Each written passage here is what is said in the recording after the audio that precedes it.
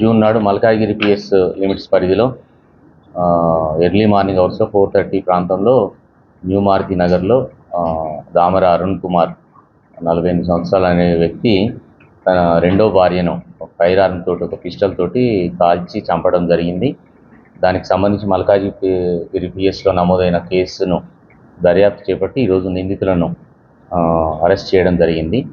దీంట్లో ఎవరైతే నిందితుడు ఉన్నాడో అరుణ్ కుమార్, ఇతనికి యాక్చువల్గా మొదట స్వర్ణలత అనే మహిళతోటి మ్యారేజ్ అవుతుంది సుమారు 25 సంవత్సరాల క్రితం, 23 సంవత్సరాల క్రితం.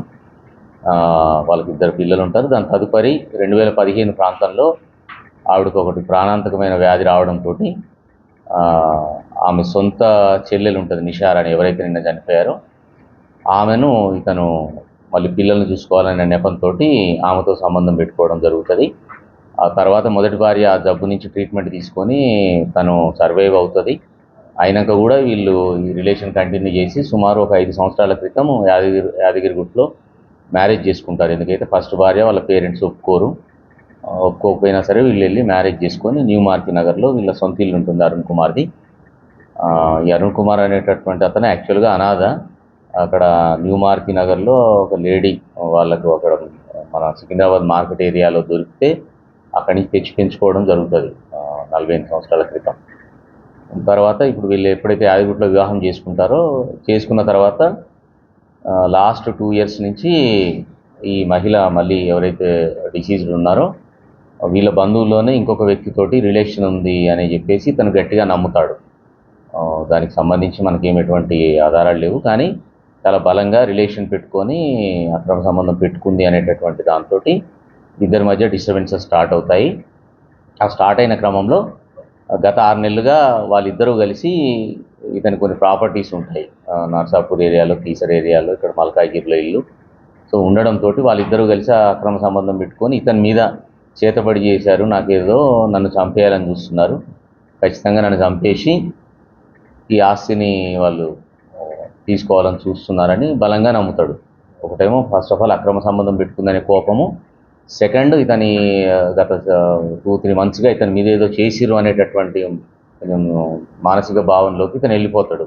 దాంతో ఇంట్లో తిండి తినడము, వాటర్ తాగడం కూడా ఇటువంటివి చేయడం, అంతా కూడా బయటనే హోటల్లోనే తింటూ ఈ అక్రమ సంబంధం పెట్టుకుందనే కోపము, నన్ను చంపుతారనేటటువంటిది కారణం, ఈ రెండింటితోటి ఈమెను చంపాలని చెప్పి నిర్ణయించుకుంటాడు. దాని కొరకు మొదటగా ఈ 2-3 రకాల కత్తులు కూడా సేకరించి పెట్టుకుంటాడు ఇంట్లో, చిన్నపాటి కూరగాయలు కోసే నైఫ్ లాంటివి, తర్వాత బటన్ చాక్ లాంటివి తీసుకుంటాడు. కానీ దాంతో అంటే ఇతను మానసికంగా కొంచెం దుర్బలంగా తయారవుతాడు అన్నట్టు. నాకేదో చేసిర్రు, నేను ఆమెను చంపలేను కత్తితోటి, నేను ఆమెను ఫిజికల్గా కొట్లాడి చంపలేను అనేటటువంటి భావంతో ఫైర్ ఆర్మ్ గురించి ఆలోచించడం జరుగుతుంది ఇతను.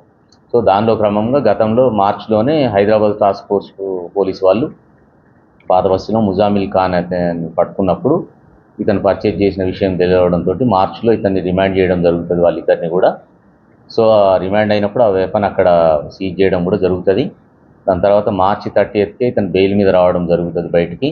వచ్చిన తర్వాత కూడా మళ్ళీ ఇదే ఫీలింగ్లో ఉంటాడు తను, నన్ను బతకనివ్వరు వీళ్ళు, ఏదో చేస్తారనేటటువంటి దాంతో మళ్ళీ ఎవరైతే ముజామిల్ ఖాన్ ఉంటాడో తనతో మాట్లాడడం జరుగుతుంది. మాట్లాడితే ఆల్రెడీ ఇప్పుడే క్రైమ్ అయింది, నేను ఇప్పలేను, కాకపోతే ఇంకా వేరే సోర్స్ ఏమైనా ఉందో వెతుకుదామని చెప్పేసి వీళ్ళిద్దరూ కలిసి గతంలో ఇతనికి ఒక ఫేస్బుక్లో ఒక పరిచయం ఉంటుంది, నిజామాబాద్ దగ్గర మహారాష్ట్రలోని ఉమ్రి అని.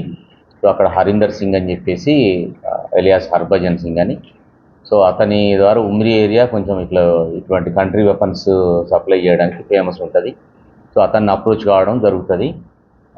సో దానికి అనుగుణంగా ఇతను అక్కడికి వెళ్ళేసి ఒకరోజు బాసర వెళ్తున్నానని చెప్పేసి వెళ్ళి అక్కడి నుంచి బాసర నుంచి దగ్గరే ఉంటుంది ఉమ్రి, అక్కడికి వెళ్ళేసి వెపన్ కొనుగోలు చేసుకొని రావడం జరుగుతుంది. ఇప్పుడు ఏదైతే వెపన్ యూజ్ చేసిండో దాంతో ఈ వెపన్ను గత 2-3 రోజులుగా అతనికి ముందే చెప్పిన విధంగా ధైర్యం ఎక్కువ ఉండదు ఇతనికి.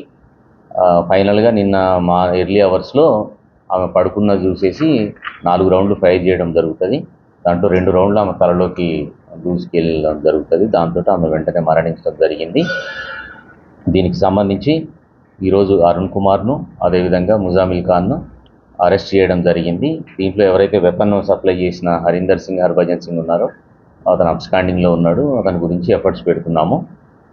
ఈ సందర్భంగా ముఖ్యంగా రీసెంట్ డేస్లో చూసినట్లయితే ఎక్కువ మర్డర్స్ అనేటటువంటికి అక్రమ సంబంధాలు కారణమవుతున్నాయి. దానికి పబ్లిక్ అందరూ కూడా దీన్ని గమనించుకోవాలని చెప్పేసి, సో మోరల్ వాల్యూస్ పాటిస్తూ తమ లైఫ్ను గడుపుకోవాలి. అదర్వైజ్ తమకు మ్యారేజ్ రిలేషన్స్లో ఏమైనా ప్రాబ్లం ఉంటే పోలీస్ పరంగా చాలా ఏర్పాట్లు చేయడం జరిగింది. భరోసా సెంటర్ లాంటివి, ఉమెన్ పోలీస్ స్టేషన్ లాంటివి.